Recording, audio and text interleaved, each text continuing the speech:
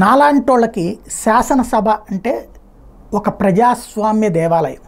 ఎందుకంటే కోట్లాది మంది ప్రజలేసిన ఓట్లతో అక్కడికి ప్రతినిధులుగా వెళ్ళినటువంటి వాళ్ళు. నాలాంటోళ్ళ కోరిక ఏంటంటే చక్కగా ప్రభుత్వం తన బిల్లు తీసుకురావాలి, విపక్షం దాని మీద తన వ్యాఖ్యలు చెప్పాలి, ఒకవేళ మార్పు చేర్పులు ఉంటే ప్రభుత్వం చేసి బిల్లును సవరించి మరీ అమలు చేయాలి. అలాగే ప్రశ్నోత్తరాల సమయం జరగాల, 0 అవర్ జరగాలి. ఎందుకంటే 0 అవర్లో ప్రతి శాసనసభ్యుడికి తన నియోజకవర్గం నుంచి ప్రభుత్వపు దృష్టికి అటెన్షన్ డైవర్షన్ అన్నమాట విషయాన్ని తీసుకొచ్చేటటువంటి అవకాశం ఉండాలి.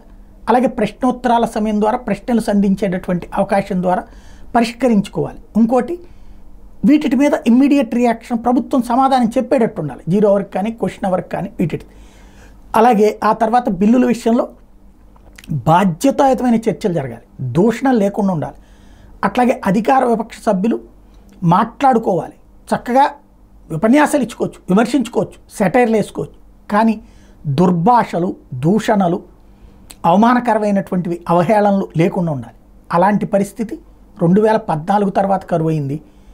అంతకుముందు ఒక రకంగా చెప్పాలంటే 2009 తర్వాత విపరీతం అయిపోయింది ఉమ్మడి రాష్ట్రంలో కూడా. 2004కు ముందు బాగానే ఉంది, 2009 వరకు కూడా.